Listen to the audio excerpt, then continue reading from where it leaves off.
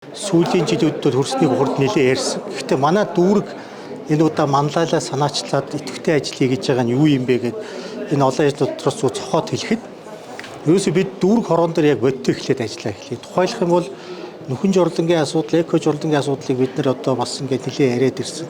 Тэгэхээр энэ манайхан зарим дургуутдаг тийм ээ. Энэ бол орон нутгийн түвшиндээ илүү бас асуудлаа ярих хэрэгтэй байна. Тэгэхээр ямар ч манай дүүрэг эх жилийн 24 оны төсөв дээр энэ гол зорилтуудынхаа нэг дээр шин сэргэлт чиглэлтэй гэсэн бодлогын зорилтын хүрээнд хөрсний бохирдлын чиглэлээр өөрийн төсөв хөрөнгийг одоо хөтөлбөрийг гаргая. Дүүргийн иргэдийн хурал нь өөрөө хөтөлбөр гаргаад эндээ тохирсон тодорхой хэмжээний хүүсвэрийг бүрдүүлээд явъя. За ингээ бас иргэдийн оролцоогоо яаж хангах юм. Нөгөө манай хамгийн сая одоо мэрэгжлийн усуд хэлж шít гол цэгүүдээ тодорхойлох хэрэгтэй байна. Манайх жишээл Дэнжи мянга дээр бол бохирдлын гол цэгүүд байж байна тийм ээ. Тэгэхээр Дэнжи мянга асуудал дээр ихэд яг юу хийж болох юм? Яг и тодорхой асуудал дээр нь анхаарай. За мөн одоо авч засварын газрууд шатхуун түүх станцууд дээр ихэд стандартын журлангийн асуудал, хог хаягдлын асуудлууд байж байна. Металлын бохирдол, хүнд металлын бохирдлын асуудал байж байна. Тэгэхээр энэ болгон дээр стандартын талаас нь байгууллагуудтай хамтарч ажиллах асуудлууд байж байна. За мөн сая ерөнхий сайд маань гэр хорооллын сэргээлтийн үндэсний ороо гэдэг барилга утгуулалтын сайдаар дахлуулж ажиллаж байгаа. Анх удаа ингээд Улаанбаатарын гэр хорооллын сэргээлтийн үндэсний ороо ажиллахаар болж байгаа.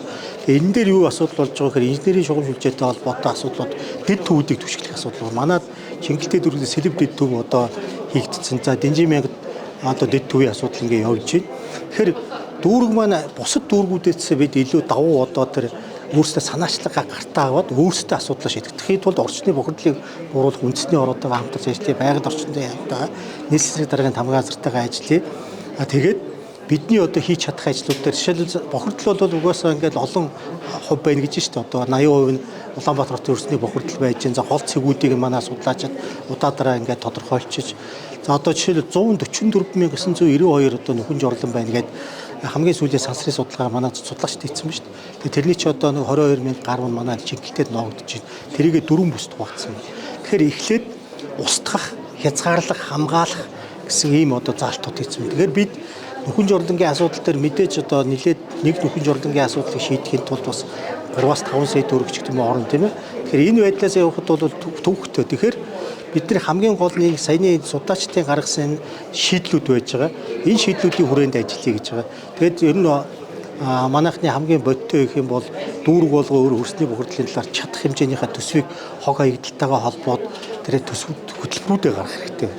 Тэгээд дандаа том хэмжээнд одоо ярих биш тийм ээ. Айлууд гэж бодоход одоо үнсээ яах юм. Жишээлбэл одоо сонирхолтой судалгаа нь жижиг хэмнээс эхлэх хэрэгтэй болж шүү дээ. Ногоон байгууламж. Наран цэцгийн одоо наран цэцэг тарихад бол илүү жишээлбэл одоо бохирдлыг бууруулахад нөлөөлж байна. Гэтэ мэдээж хүн болгоно бууруулаад иж чадахгүй юу наран цэцэг тариад иж чадахгүй. Гэтэ өчигдөрөхэд жишээлбэл одоо миний хувьд бол дүүргийнхаа иргэдийн урлагийнтайгаа хамтраад 1000 айл өрхөд хашаанд нь мод суулгац тарьж ургуулъя. Тэр голпор тайлаасаас ахуулаад тийм ээ цаашлаад ингээд явъя. Ер нь ногоон байгууламж бол бас чухал байна. Жишээлбэл одоо манай энэ Улаанбаатарын хөрсийг харахаар үндсэн төрх нь алдагдсан байгаа байхгүй. Ариун цэврийн байгууламжийн инновацийн асуудал байж байна. Ариун цэврийн байгууламжид $1 хөрөнгө оруулалт зархад 5.5-аас 8 одоо долларын одоо эрүүл мэндийн талын асуудал төр хэрнэлт үүсэж идэг гэж байна.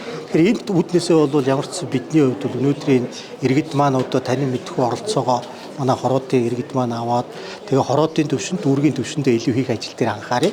Их хурлын гишүүн оюунчин бүтээрээ сонгогдсон гишүүнийхээ хувьд бол төрийнхөө төв дээд байгууллагуудынхаа хүрээнд нөлөөллийн ажлыг хий.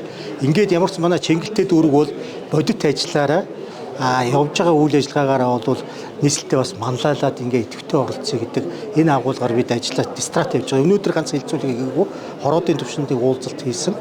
Бас өчигдөр бол бид мод тарих ажиллаа бол ууланд биш айлын одоо хашаа гудамжинд гэдэг энэ хөдөлгөөний жишээл өрнүүлээд өнөөдөр ингээд залгуулад явж байгаа учир нь юм л дээ.